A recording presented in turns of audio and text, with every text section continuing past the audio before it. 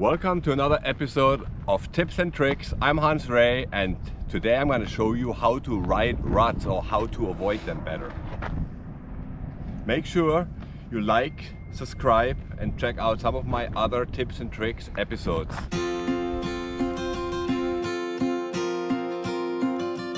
Riding ruts can be a pretty tricky thing, and sometimes it can be very confusing, and every single rut is different. So as more techniques you have or know how to do, as more options you have when you encounter ruts. Sometimes it's best to avoid them.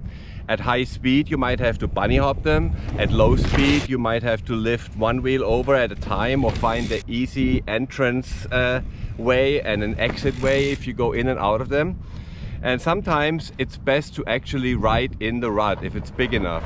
I often say that the safest way to ride is where the water goes, because A, you're already at the lowest point of the trail and you cannot fall much lower or any lower. And second of all, it's often kind of like a riverbed. You just like let the bike go. Key is don't fight your front wheel too hard. You know, try to let it find its own way. Don't oversteer and try to avoid hitting the banks on the left and the right. And then when you need to get out of the rut, find a good exit spot or really energetically bunny hop out of it. Well, ruts can be tricky little buggers, and you ride them the same no matter if on an e-bike or on a regular bike.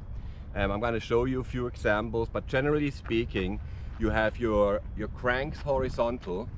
And instead of having the cranks completely horizontal, like in the 9 o'clock position, have your forward foot slightly up so you don't hit the edge of the rut. You know, you want to avoid that. Lower your seat if possible and have your weight, you know, stand on your pedals and have your weight behind the seat. And then you want to kind of surf the rut. Sometimes a little momentum actually is your friend and helps, you know. And if you sometimes get stuck or out of control, I sometimes open up the brakes for a split second, let the bike roll again, and then like try slowly control my speed back. And braking wise, you can use both brakes. Be easy on the front brake, especially if there's loose rocks in the rut, you know. But so use a little bit maybe more the rear brake, but definitely also use the front. So let's take a look how this looks in real life.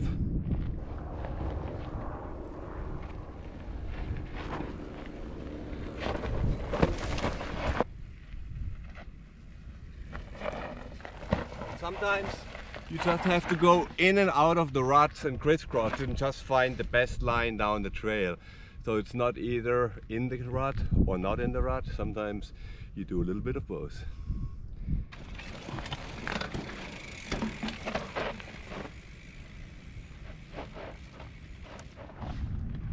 Okay, when you enter into a rut first, you know, make sure you point the front wheel in the direction of the rut so it can roll inside the rut. And look ahead, but you always want to scan between immediately in front of you, but also 6 to 10 feet ahead of you. And if you get into trouble, there's two ways. Either you pin it and you gain some speed and try to ride it out, or bail off the back of your bike, basically. That's why you have your weight behind, you have your seat down, and if necessary, you know, you just walk off the back. All right, at a situation like this, it's pretty obvious. You really only have one choice. You have to go inside the rut. There's an easy entryway straight ahead. And on the side, obviously, there's too many bushes, it's too steep and too off camber. The rut is wide enough, so just make sure you clear your pedals and just like surf down the center of the rut. Let me show you.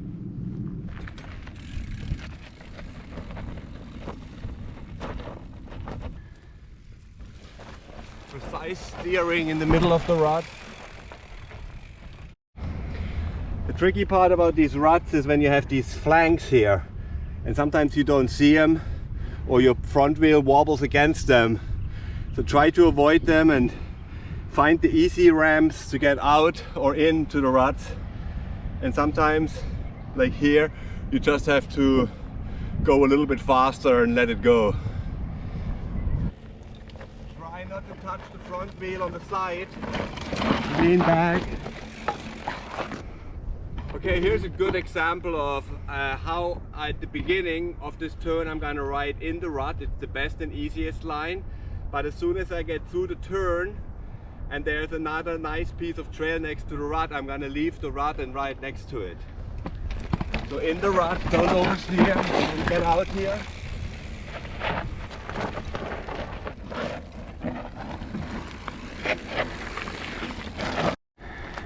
Okay, the situation like this, I choose to ride the rut even though it's a little bit difficult and tricky, but I don't want to make the trail any wider than it is already. People are starting a new line and I want to stay to the original trail. Just surf out the rut, controlled, you know, like do a lot of the braking with the rear, have your weight back, and really steer precisely with your front wheel.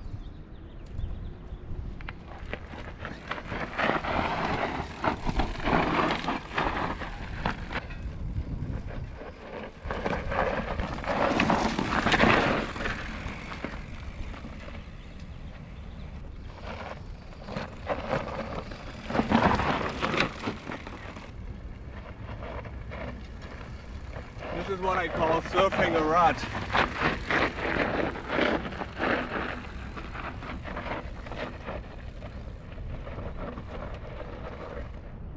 If you come to a rut and you feel a little bit intimidated but you don't want to get off your bike, you can use a technique that's called tripoding, where you drag one foot on the ground. The foot on the hillside is on the ground. You have your weight behind the seat. Always behind, never sit on your top here. You have your weight way behind, you use your brake, and you use that third foot, put it far away from your body so it's a stable triangle, and you can walk your way down.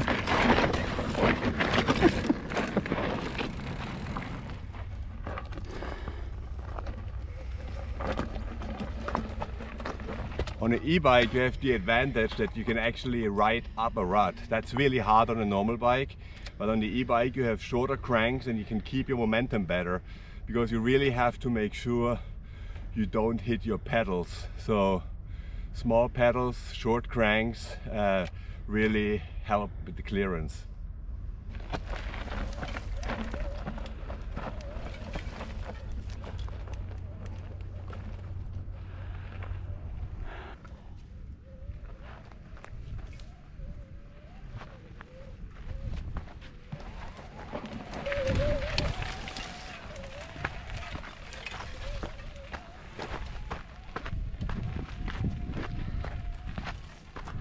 If you want to avoid ruts, you can either jump over them and you can do it fast, or you can do it slow. If you do it slow, you do one wheel at a time, or you even roll over the rut.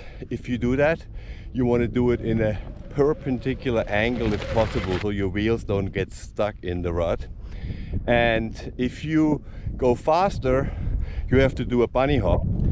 Alright, so to do a parallel bunny hop, so if you go like right along parallel a rut or even a curb, you have to do basically the same technique than a bunny hop, and you can watch that in my previous episode of tips and tricks how to bunny hop.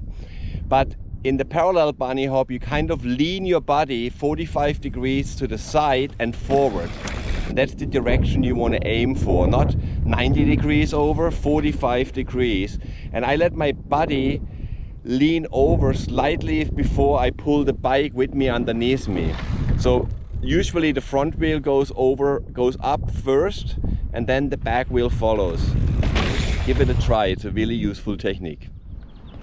Alright, this is it for this episode of Tips and Tricks. I hope you learned a little bit something about riding ruts or avoiding them altogether. Like I said, they're all different, so it takes a bit of experience. And if you want to know how to bunny hop a rut, go and watch my tips and tricks episode, how to bunny hop. Please like, subscribe, and I see you on the trails.